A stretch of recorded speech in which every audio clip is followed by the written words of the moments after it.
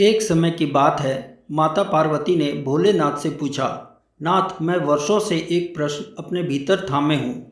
आज वह भीतर से मुझे पुकार रहा है। भगवान शिव बोले, प्रश्न वही होते हैं जो आत्मा को कुरेदते हैं। पूछो, क्या पूछना चाहती हो?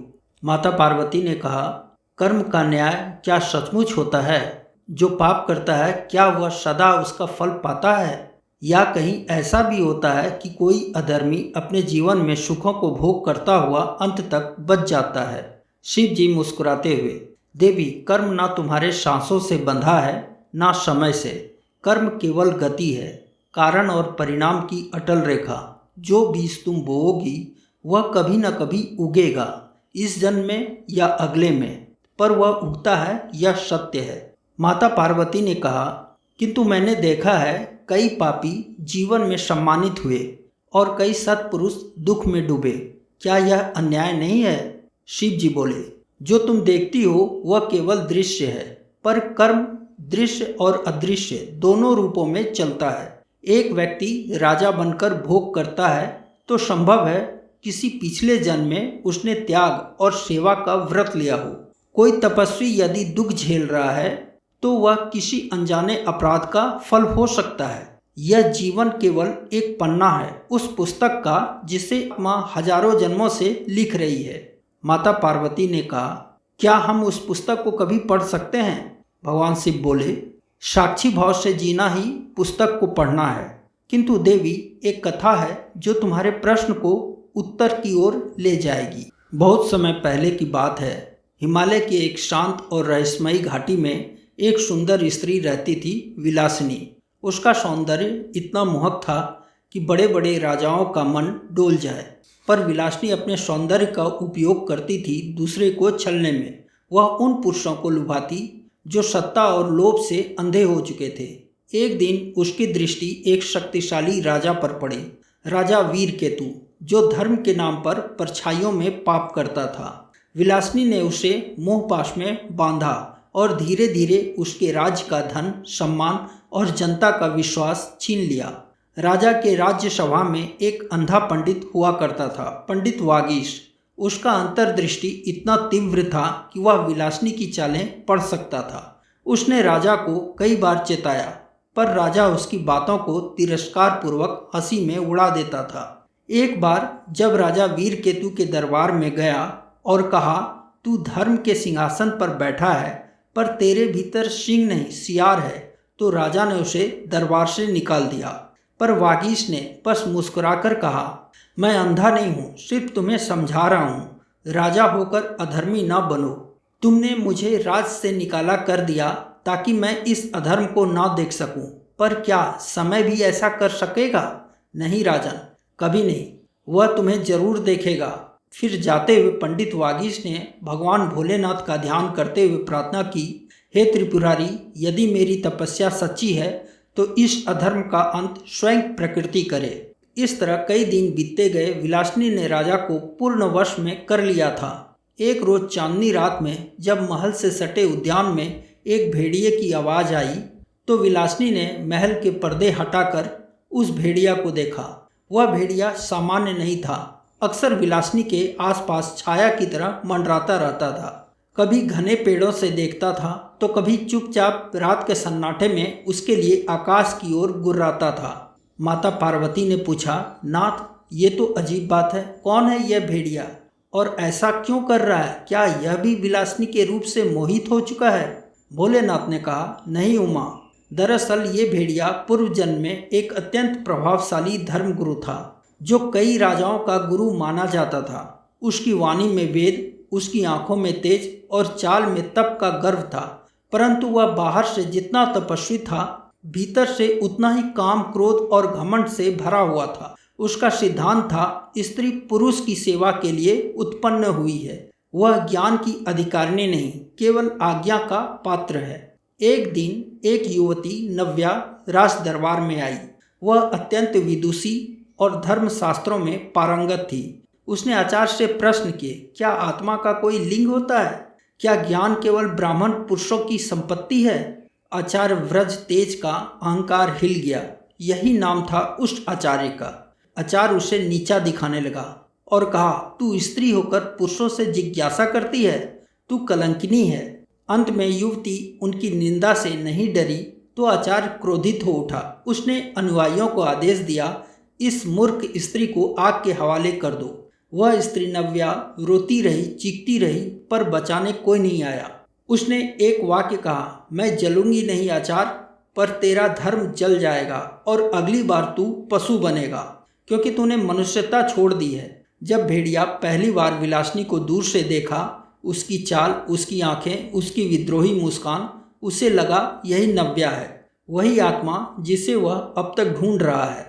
शिकार की तरह नहीं, बल्कि प्रायश्चित की तलाश में। वह उसके पास जा भी नहीं सकता, क्योंकि पशु शरीर उसे रोकता है। मजबूर होकर आकाश की ओर बार बार गुर्राता है, हे शिवा, क्या इस शापित आत्मा को अब क्षमा मिलेगी? माता पार्वती ने कहा, ओ समझी, नव्या जब उसे अपमान सहना पड़ा तो उसका प्रेम, करुणा और भक्ति जल गई। उसकी आत्मा विकृत हो गई और विलासिनी बनी। धर्मगुरु उसने स्त्री का तिरस्कार किया तो भेड़िया बना, पशु चेतना में श्राप झेलता रहा। विलासिनी और भेड़िया दोनों पूर्व जीवन के कर्म के फल को अपने अपने रूप में झेल रहे हैं। जब विलासिनी माफ करेगी तभी खुद आत्मा उसकी शुद्ध होगी और भेड़िया का शाप भी टूटेगा। माता पार्वती ने कहा, परंतु हे भूतनाथ, ये वीर केतु क्यों इस विलासिनी का शिकार बना? भोलेनाथ ने कहा, कल्पों पहले की बात है। एक राज्य में राजा अरिष्टकेतु और उसकी रानी प्रियलेखा थी। दोनों पुण्यात्मा थे, पर राज्य में एक आचार्य व्रजतेज नाम का एक सन्यासी आया। उसने रानी को भ्रमित कर दिया। वह सन्यासी ने ज्ञान का मुखौटा पहनकर अधर्म फैलाया और धीरे धीरे उसका पुण्य एक आडंबर में बदलने लगा। वह धार्मिक अनुष्ठानों को केवल दिखाने के लिए करने लगा। हर यज्ञ में सोना बांटता, पर भूमिहीन किसानों की पुकार नहीं सुनता। वह मंदिर बनवाता, पर राजमहल में नर्तकियों और शराब का दौर चलाता। उसकी महलों में मूर्तियां थीं, पर मन में काम और अहंकार की मूर्तियां बस चुकी थी। वहीं दूसरी तरफ महल से सटे हुए एक मंदिर का पुजारी था, सुसेन पंडित। उसने 12 साल की उम्र में ध्वनि योग की साधना आरंभ की। एक ऐसी साधना जिसमें शब्दों से परे सत्य को सुना जा सकता है। वह प्रकृति की ध्वनि सुन सकता था और दूसरों की चुप्पी में भी प्रश्नों को पहचान सकता था। उसने कई बार अरिष्टकेतु और उसकी रानी प्रियलेखा को समझाया, पर राजा ने उसे अपमानित करके राज्य निष्कासन दे दिया। उस अपमान के बाद उसने ध्यान में जाकर यह संकल्प लिया, मैं लौटूंगा नेत्रों के बिना, पर अंतर्दृष्टि के साथ। और इस बार मैं केवल चेतावनी नहीं दूंगा, मैं कर्म के परिणाम को उद्घाटन करूंगा। कुछ वर्षों बाद उसका राज्य नष्ट हो गया। रानी ने आत्महत्या कर ली और राजा पागल हो गया। देवी, ये वही राजा है जिसके सामने नव्या का तिरस्कार हुआ था और आग के हवाले कर दिया गया। राजा होकर के भी न्याय नहीं किया। अब जन्मों के बाद वह स्वयं उसी कालचक्र में उलझा है। इस बार वह रक्षक नहीं, आरोपी बनेगा। माता पार्वती ने कहा, हे प्राणनाथ, कर्मों के इस चक्र से मैं प्रभावित हूँ। अब कृपया बताइए, ये पंडित वागीश कौन है? भोलेनाथ ने कहा, वागीश वही आत्मा है जो पूर्व जन्म में सुसेन पंडित थे, जो रानी प्रियलेखा और राजा अरिष्टकेतु को अधर्म से बचाने आया था, पर दोनों ने उसे अपमानित करके निकाल दिया।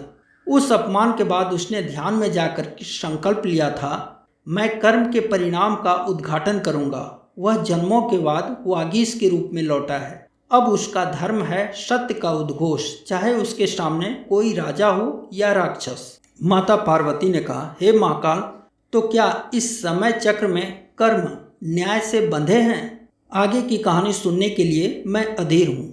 भोलेनाथ ने कहा, अवश्य, यही तो कर्मों की गति है।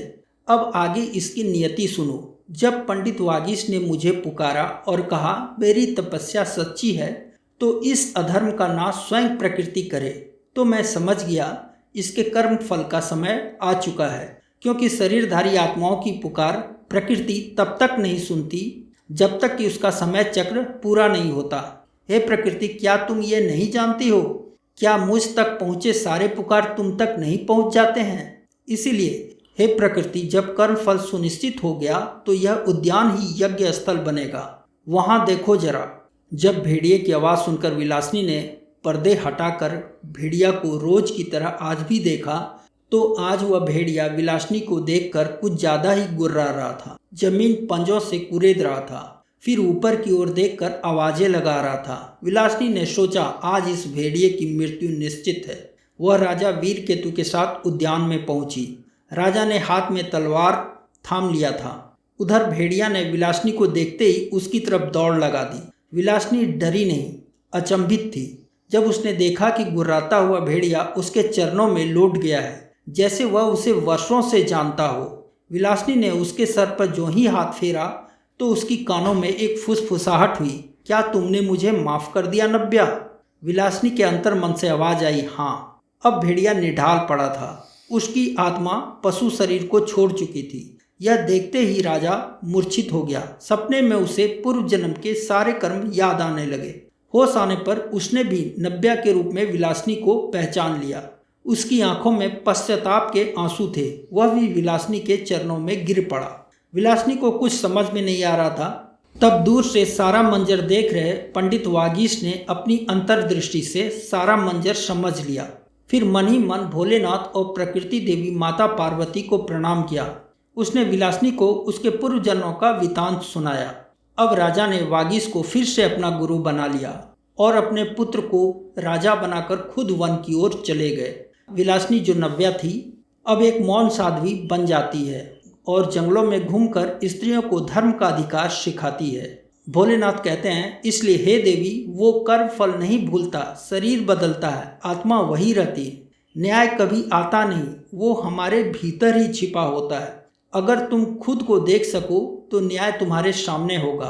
कर्म से बचा नहीं जा सकता है उमा, किंतु समझ से, प्रायश्चित से और ज्ञान से कर्म के बंधन मुक्त किए जा सकते हैं। पाप का परिहार संभव है, पर वह सत्य के स्वीकार से ही प्रारंभ होता है। यदि कोई भोग करते समय मैं कहे तो दुख आने पर भी मैं ही कहे, क्योंकि यही कर्म का न्याय है।